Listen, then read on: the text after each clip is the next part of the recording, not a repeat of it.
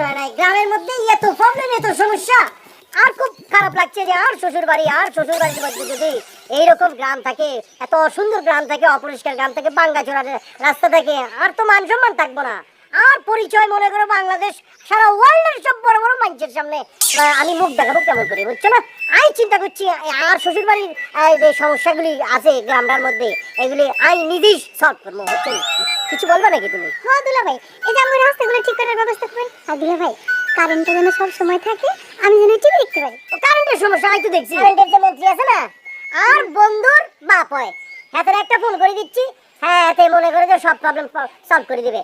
হ্যাঁ just a minute. হ্যাঁ uncle, আসসালামু আলাইকুম। জি জি জি, আমি ফোন সেভ করে রাখছি বুঝি না। আচ্ছা আচ্ছা আচ্ছা, আছি ভালো আছি ভালো আছি ভালো আছি।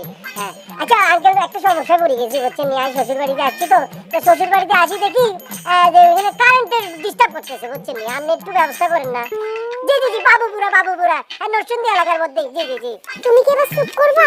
আচ্ছা মন্ত্রীর সাথে কথা বলতেছি, তুই চুপ থাকো না। জি জি জি আঙ্কেল, হ্যাঁ গন্ড হয়েছে কি, যত তাড়াতাড়ি পারে আর মান সম্মানের ব্যাপার হয়ে যাবে বুঝছেন, আপনি কারেন্টের ব্যবস্থা করে দিবেন।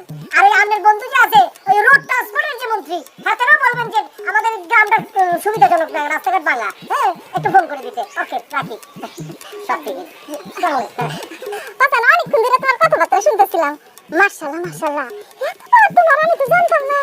আমি অনেক খুশি হয়েছি যে কারেন্টের কথা কইছো। খুব কষ্ট পাইতেছো তো তুমি এখানে আসা। আমরা তো করি, আমাকে অভ্যাস আছে, তোমার তো অভ্যাস নাই।